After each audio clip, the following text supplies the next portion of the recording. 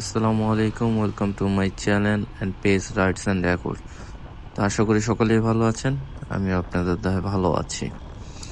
তো সবসময় তো নর্মালি শুদ্ধ ভাষায় কথা বলি, তো আজকে ভাবলাম একটু আমাদের ঢাকায়া ভাষায় কথা বলে দেখি। তো সকলে জানাবেন যে এই ভাষাটা কেমন লেগেছে আপনাদের কাছে, আর কোনো ভুল ত্রুটি হলে ক্ষমার দৃষ্টিতে দেখবেন। ধন্যবাদ।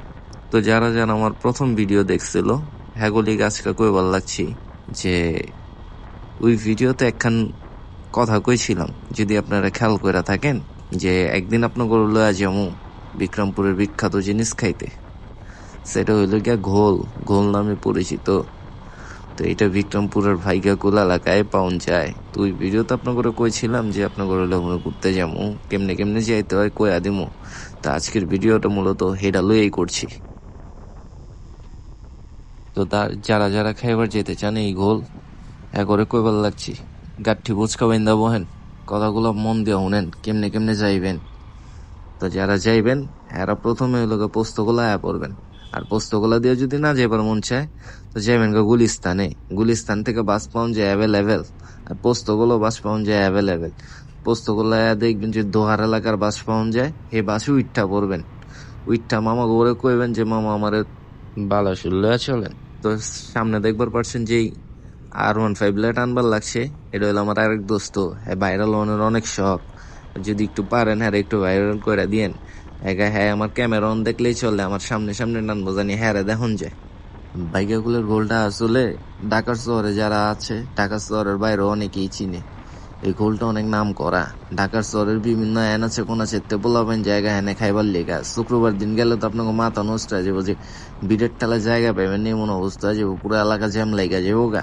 এই হাল অবস্থা হয়ে থাকে। তো এখানে যাইবার হইলে চাইলে আপনার বাস দিয়ে যাইবার পারেন, চাইলে আপনি সিএনজি দিবার যাইবার পারেন, চাইলে আমার মতো বাইক লয়েও বাইরে যাইবার পারেন। হ্যান থেকে প্রথম যাইতে হইব গিয়া পোস্তগোলার থেকে, যদি আয়েন তো পোস্তগোলার থেকে প্রথম যাইবার হইব গিয়া আপনাকে শ্রীনগর যাইবার লাগবো। শ্রীনগর বাজার হয়ে যাইবার লাগবো ভিতরের দিকে। এর যদি বাসে আহেন তাহলে বাসে তো সোজাই যাইবার পারবেন। আর আমার মতো বাইক লয়ে যে কজনে যাইবেন, হ্যাঁ করে আমি কইয়া দিতেছি কেমনে কেমনে যাইবেন।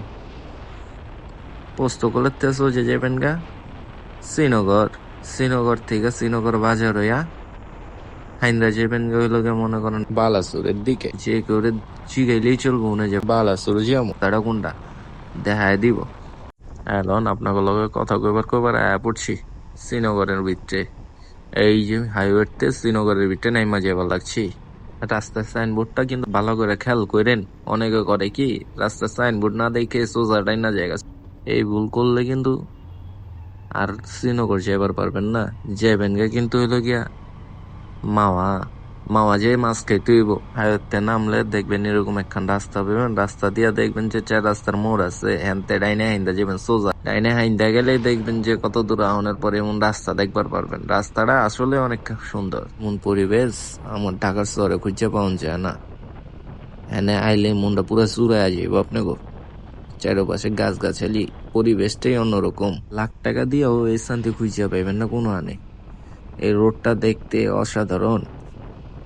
মনটা দেখবেন যে পুরো একদম উড়ফুরা ফুরফুরা হয়ে যাবো, একদম পুরো শান্তি পেয়ে যাবেন একটা আলাদা রকমের।